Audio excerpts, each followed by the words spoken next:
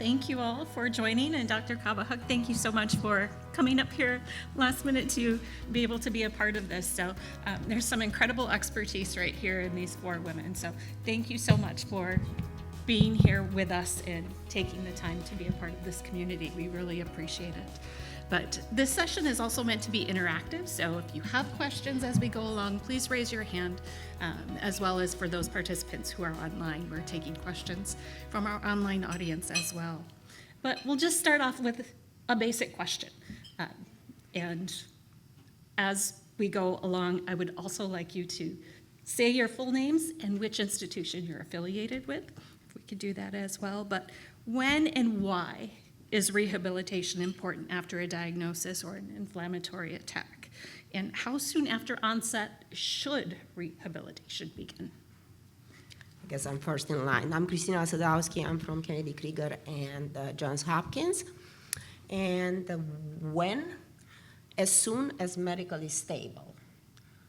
Why? Because disuse is never good for the nervous system, is not good for the musculoskeletal system. Was there anything else there? There is some basic science work that says that too early of an onset of activity can contribute to secondary injury. That secondary injury at the cellular level is defined in the first about 2 weeks. But I don't think in the clinical practice that has any role, because the truth is when you have a neuroimmune disease, you're going to have medical complication at the beginning, so that, and the inflammatory circuit continues for a much longer than that. So post-traumatic, if you have no other issues, probably you shouldn't have intense activity in the first 2 weeks to avoid a secondary cascade of complication, but that's my answer.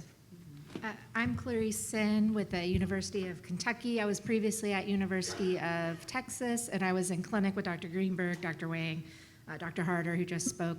I'm now in Kentucky to start the pediatric rehab program.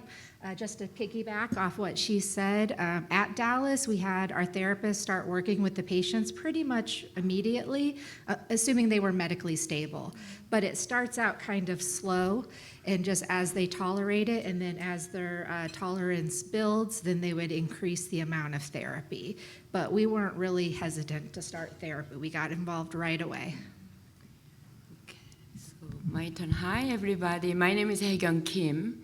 I'm pediatric rehabilitation doctor at UT Southwestern. And I would say I agree with Dr. Sinn that we usually start from the beginning because the cellular level could be different.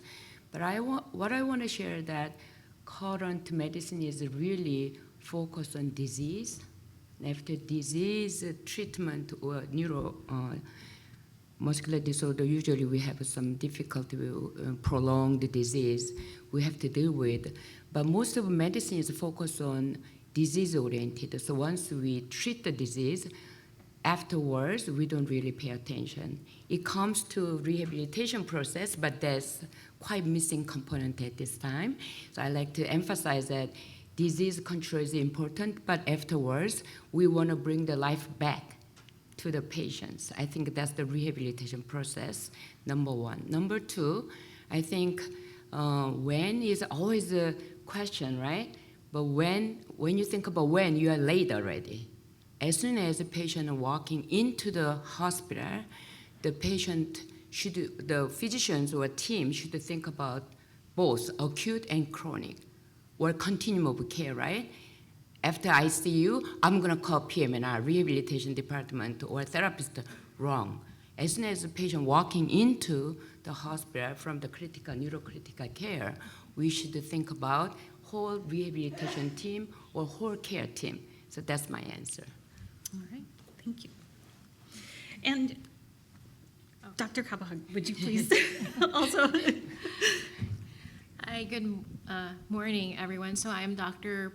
Philippines Pines Cabahug. So I work with Dr. Sadowsky at the Kennedy Krieger Institute. So I agree with all of my wonderful colleagues here that yes, as soon as you're medically stable, the rehabilitation process should officially start. And I guess what Dr. Kim says, it should start the moment you get into either the hospital or the rehab center. One of the things that I'd like to emphasize is that it's not just a matter of the physical rehab, that we should also focus on the psychological and the mental rehabilitation aspect as well, because it is the changes that has happened to you. It is life-altering. It can be devastating, not only for you and for your family. So I'd like to, hopefully we also include the rest of your family as well in this process. Thank you. Thank you so much. And another question too, and this is one that comes up so often from our community. I know I heard it with my child when he was diagnosed, and I know many here have heard it as well. Is there a specified time frame in which rehabilitation can occur? So oftentimes we hear that within the 6 months or first year after onset, that what you recover is it. Is that indeed the case? Please, yes. That's why I asked the question from Dr. Thompson. That was set up for this. You're never too late or too old once you have neurologic deficit to rehab. Yeah, I totally agree. I'm physical medicine and rehabilitation doctor, but what I have been watching, exercise is medicine. So it depends on what disability we are talking about, but brain needs exercise, lung needs exercise. If you don't use, you lose, right? So that's my answer. Use it. There's no timeline for the treatment. The time when you need that one, you should start and you should continue. So I'd like to just emphasize one thing, that I am dealing with old patients with a chronic condition. I'm heavily working on the transitioning program for childhood onset disorder at this time. The problem, what I found, that in the community, a lot of physicians or therapists who involves the pediatric care end up saying to my adult patients that you're plateaued. We have nothing to offer. Go home. And that's the saddest comment I ever heard. So I make phone call that you are plateaued, means should my patient die? You cannot say those things to the patients, right? So I like to finish that comment. And studies have shown that you will continue to get gains back, and it can be years, 10 years down the road. And one of the, I think the AFM and TM session I was in yesterday, somebody mentioned that her diagnosis was 10 years ago, and she's just now starting to get some sensation back. So it can keep, it can keep happening.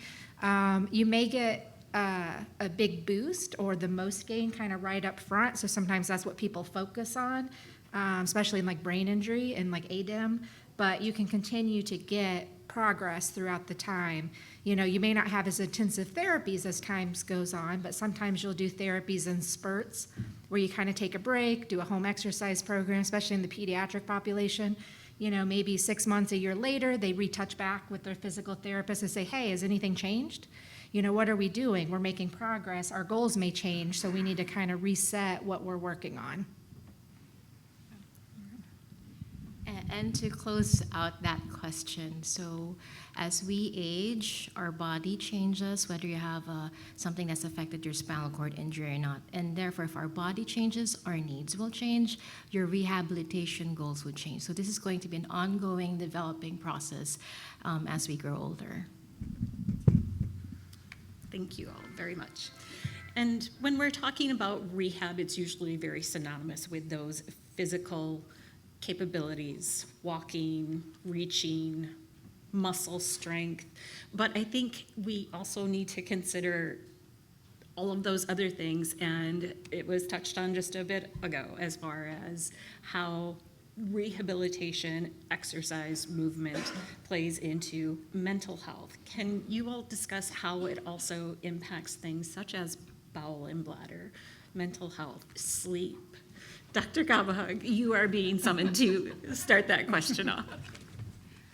I'm not sure. I'm so sorry. I got lost track with the question. Bowel, bladder, and exercise. Yes, yes. How does rehabilitation play a role in those other aspects of managing? So one of our recommendations, especially when you want to facilitate a better bowel movement or bladder program, is being physically active. So just the act of being able to stand or to facilitate into standing, gravity helps with the movement of your feces down to your gastrointestinal tract. Being active helps it as well. So in terms of when I look at the rehabilitation process and how it coincides with how we improve bowel and your bladder function and ability to manage your bowel and bladder, you learn skills during your rehabilitation process in order to help facilitate your independence. Or we can also train your caregivers if you are in a position that you're not able to manage your bowel and bladder program on your own. Now, I have patients that, for example, in rehabilitation, like if they do exercise, they feel that it is better or it's easier for them to have a bowel movement or to facilitate better, catheterization. I know I'm going to the weeds, but if, for example, one of the problems that a lot of individuals can encounter is spasticity, and in rehab, one of the things we address is how to manage or minimize or control spasticity. So if you are not able to, if the spasticity is interfering with your day-to-day activities, or for those who need to catheterize, if you're too spastic and you can't get access to do your catheterization, that's going to be a problem. So that's where one aspect of rehab and doing the exercise and activity and working with your therapist to troubleshoot what you need to do can help. I'm sorry it's a bit of a long-winded problem, but I hope you sort of understand where I'm coming from. It is not a one-size-fits-all, and that's what rehabilitation tries. We're kind of like the jack of all trades in trying to address all of these different problems. We are the quarterbacks bringing all of this together. So that's my little spiel. Thank you. Just to add on, exercise therapy can help with pain management. I think that was in the original question you sent us, whether that's from spasticity. If you're not moving, you're not doing bracing, not really managing that, you can get contractures, which causes a lot of pain, can lead to skin breakdown. So I think just having somebody check in with you, either your doctor, your therapist, just to make sure that we're trying to prevent some of these complications can help. The exercise overall can help sleeping, can kind of help mood, just how you're feeling in general. She mentioned the bowel stuff, but for bladder, there are different physiatrists who specialize in women's health and deal with pelvic floor exercise. That field's probably even smaller than peds rehab, but there are people out there that focus on it and that can kind of help. So there's just a lot of different things you can do that is not just helping you walk, reach for things, grab things, but it kind of helps with the overall aspect of your quality of life and health. Sometimes I joke with my patients, I'm your cruise director, make sure that you're getting every little bit that you need, looking at the big picture. I think you mentioned previously that sometimes you just focus on the disease, how do we treat the disease? We as physiatrists focus at the whole big picture. How do we get you back to your life and having fun or work or just whatever it is that your goal is? So my turn. I think number one I want to emphasize is education when a physician works with the patient. Bowel and bladder is all about education. The reason why I'm saying this one, because if patient themselves or family do not understand the physiology, the consequence of not knowing bladder physiology from the disorder, they cannot be good partner with the physician, so they end up having complications. They cause 9-yard problems, right? So I think from the beginning we start to educate. That's why physiatrists we usually do education. So discuss the physiology of their spastic bladder. If you don't take care of bladder, what happened? And then that's the starting point. Number two, having the partnership with our partner physicians, urology or orthopedic surgeon sitting, So that helps bowel and bladder. The other one, exercise comes. Most of our patient has spastic bladder, spastic bowel, and then as Dr. Sinn says, perineal area around the rectum or bladder, usually we have a severe spasticity, which causes a closing of the orifice, right? Opening part is very tight. So number one, you can exercise first, but number two, I think it's significant serious spasticity management around that area. Not simply doing exercise, but a little bit of, we do a lot of botulinum toxin injection in the perineal area, hip adductors, or sometimes we do the rectum, in the rectum, to improve spasticity, so which is going to help the bowel and bladder movement. The other one, lastly, I like to emphasize that you guys have to really stand and move with any means, because especially bowel move problem is if the last segment of a bowel function is sucking the water from the rectum, sending back to the body.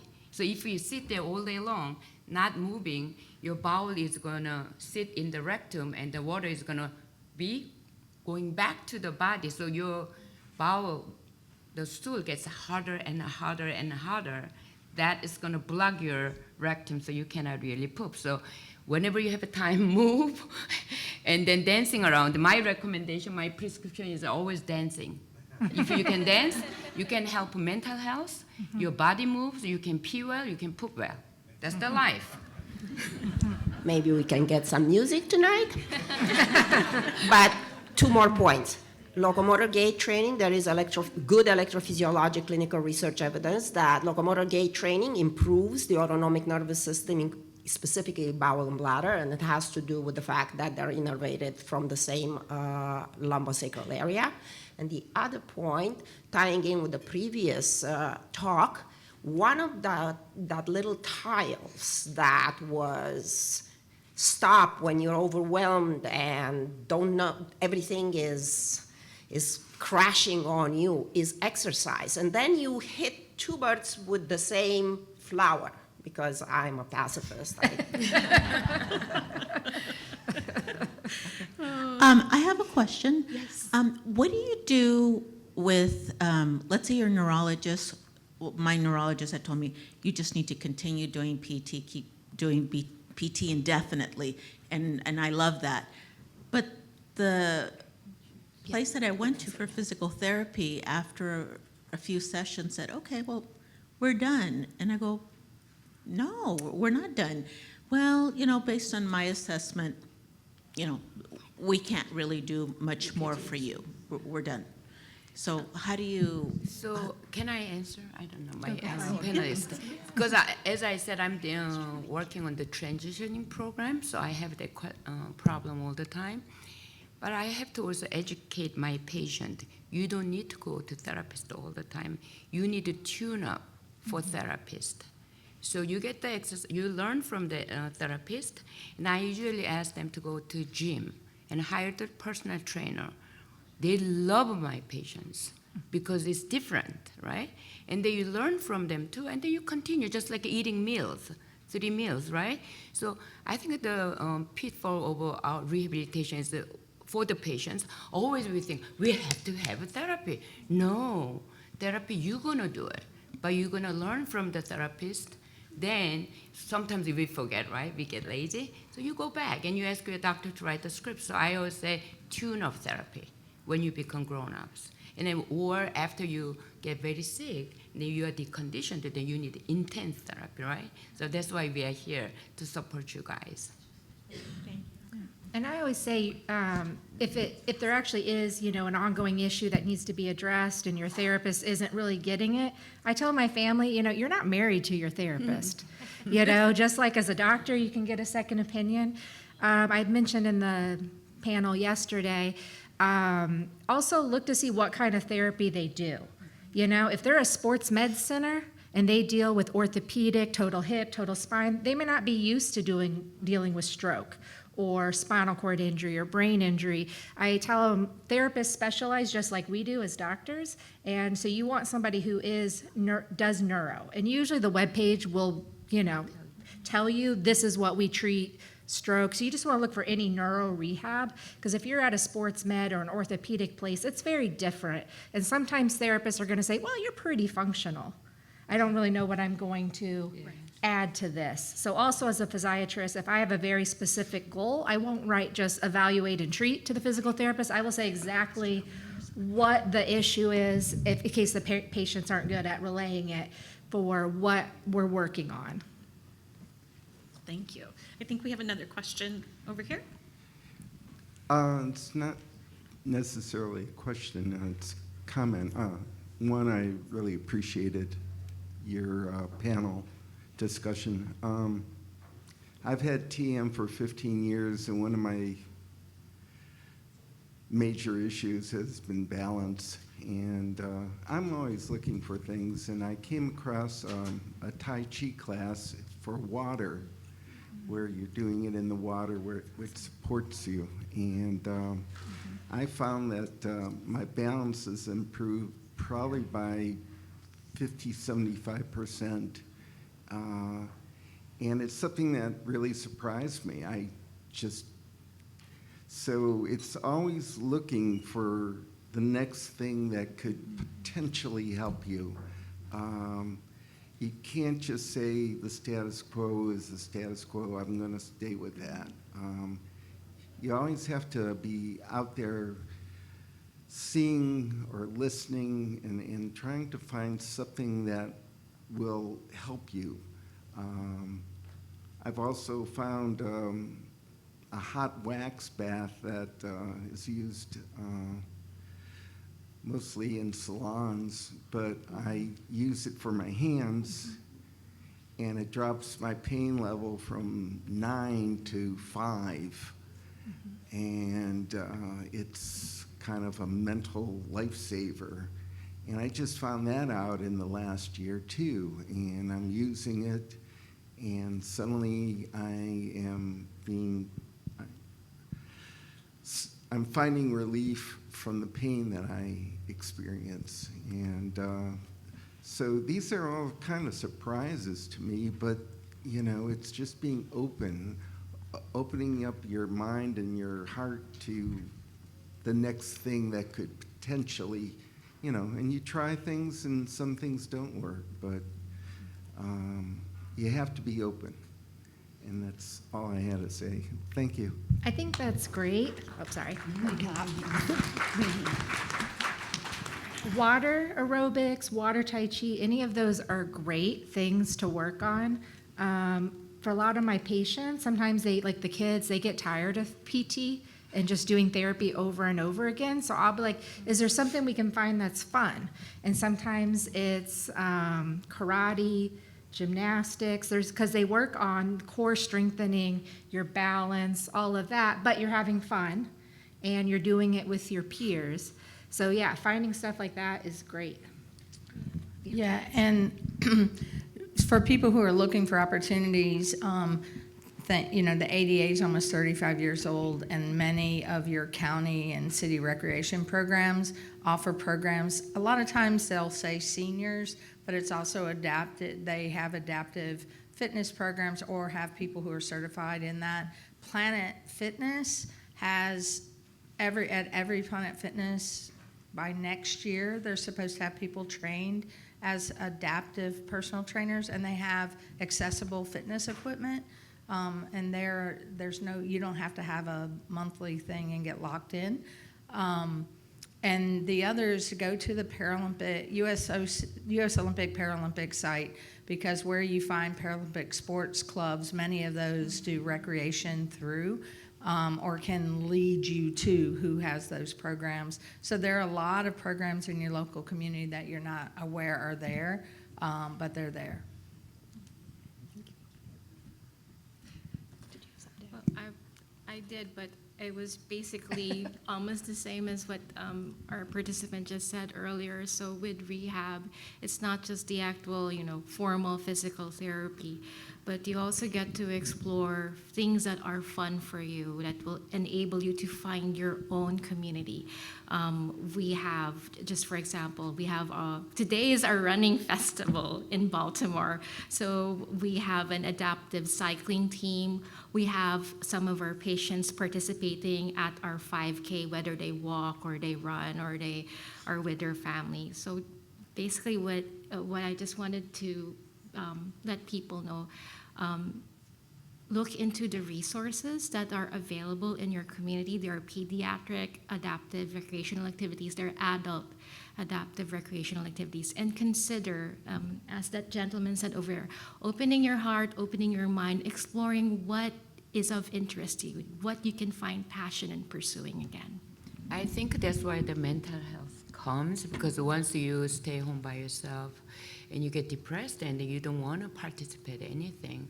But when we study rehabilitation, participation is really critical, because participation means you, just like what we discussed, all kind of exercise or sports activities. But if you don't get to involve those things, there's mental health issues and neuromodulation issues coming out. So moving your body is the most important with any means. It can be with a therapist, it can be with virtual exercise or dancing, rock climbing.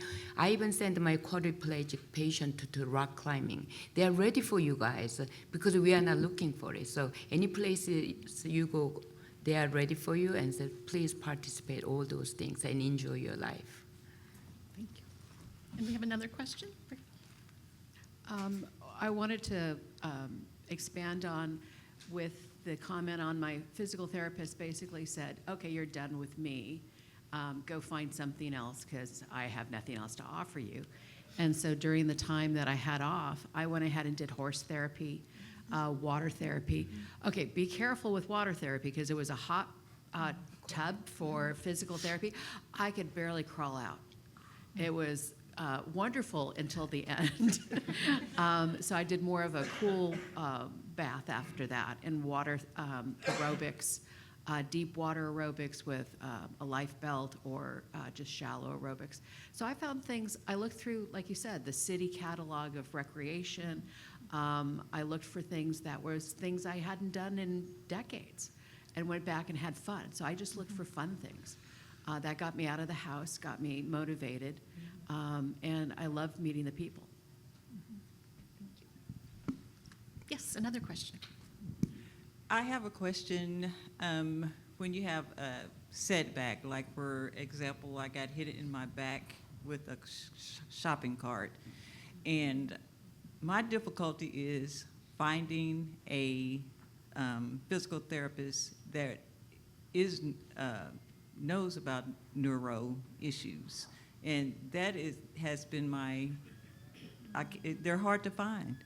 And like they said earlier, they'll tell you when they're finished with you, there's nothing else I can do for you. I understand that, but what if I need someone that understands my condition and be able to help me get back to where I was before I got hit in the back? I can understand, but we can start from the university hospital therapy team, because if you go to university hospital, they usually have different sets of therapist teams. So as Dr. Sinn said, there's a sports medicine therapist, there's therapy for the neuro rehabilitation. So then they know the community therapist too. So I think that's the way we can connect, and then most of the therapists are well educated. But they will far from those kind of disease for a while, but they will know what kind of colleague is in town and help you out. I don't know. I do want to add that there are programs that in which the spinal cord injury medicine is actually becomes your primary care physician, and you follow up with your physiatrist or a spinal cord injury medicine specialist ongoingly, the same like you follow up with your neurologist. In fact, myself and Dr. Pardo, we have this ongoing relationship. Whenever people come from out of town to see him, they come see us, and so forth. This is a lifelong condition, so you should have lifelong management and lifelong consultants include your physiatrist or spinal cord injury medicine specialist. And we are the biggest advocates. That's why we chose this profession. Yes, over here. Hi. I was just wondering, for the last 6 months or so, we started vibration therapy. And I haven't heard anything about what benefits, if we're using more vibration. My granddaughter loves the vibration plate. She loves having vibration in her hands. But we see her taking steps better when she just is on it for a 3-minute, and it's a very fast therapy for her in the morning, just to get her alert and start standing taller. And it's almost like it's connecting something from her feet to her brain.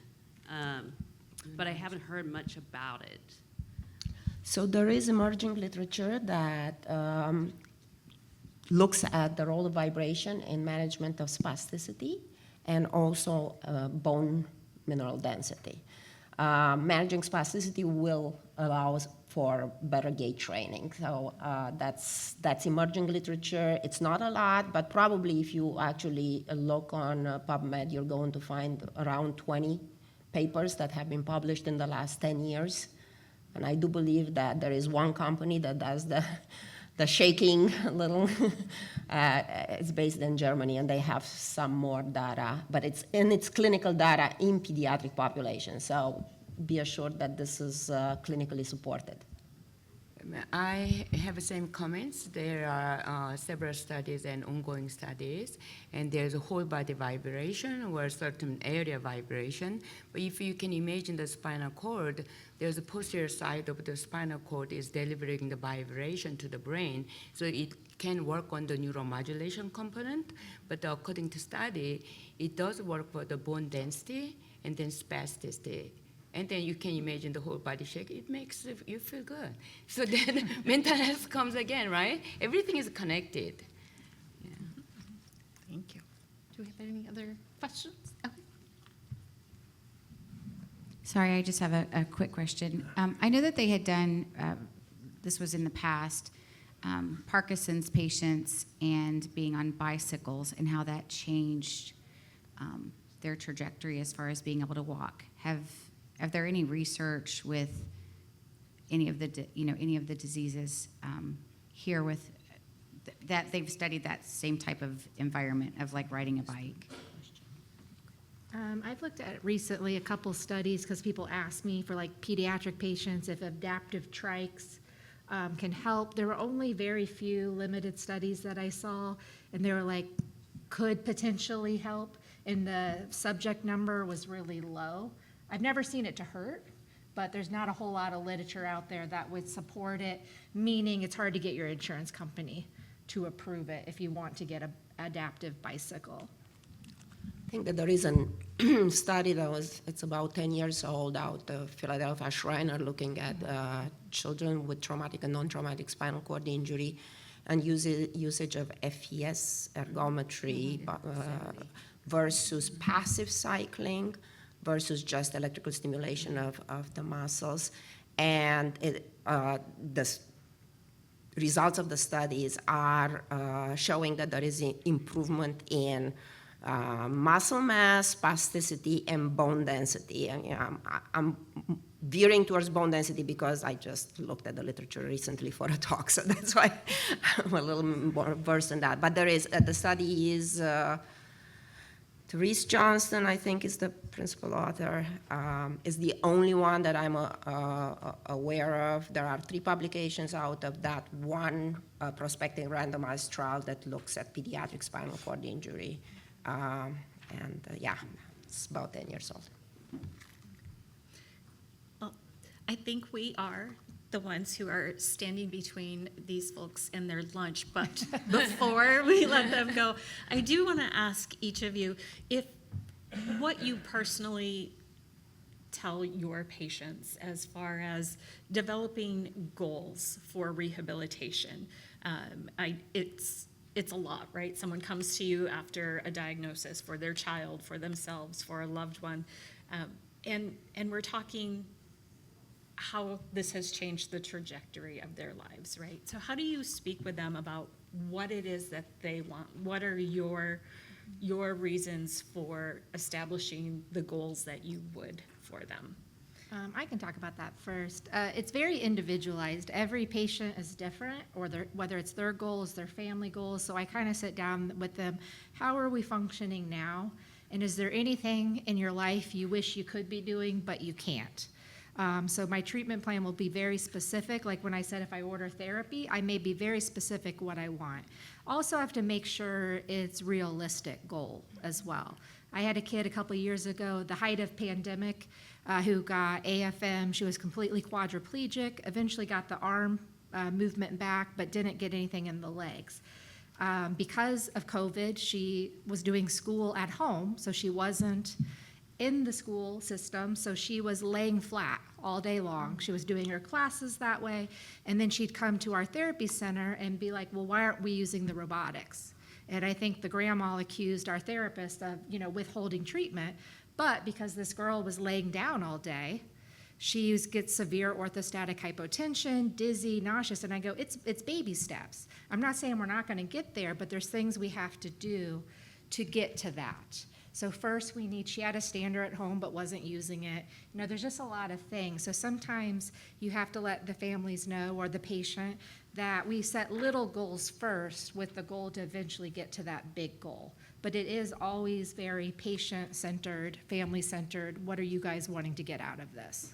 There is no cookie cutter. Everybody gets the exact same treatment.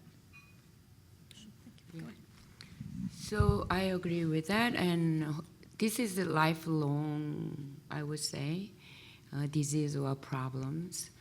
And the most important thing for me is building the rapport between doctor and patient or family. So I always saying that you are my partner. We have to have this partnership first.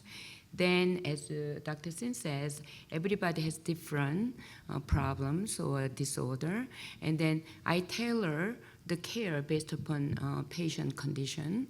But the other one, I think there's a big difference between adults and pediatrics. Pediatric adults is much easier. As long as you build the relationship with patient is going to follow based upon their disease and potential recovery. And then we can tailor that very well. The children, the most important one is the continuum of care.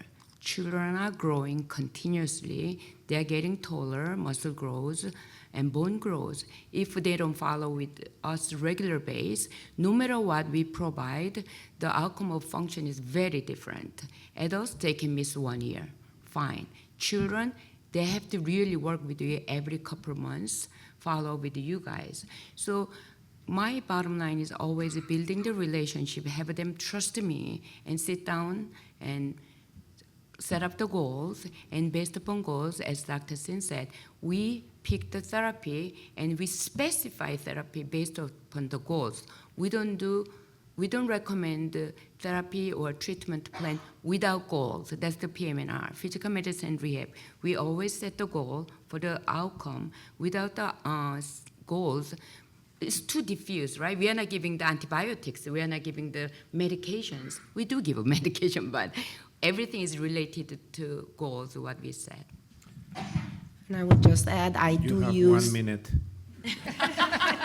20 seconds. I do use the behavioral framework of the SMART goals. So they are specific, they're measurable, they are achievable, they are relevant, and they are time limited. And breaking goals in that behavioral framework allows for advancement, functional advancement, and physiological improvement. So. Thank you very, very much. And remember one thing is, forget about the neurologist. Here is Not about the him. team that you need to have for taking a good care of yourself and whatever is going. Thank you so much for.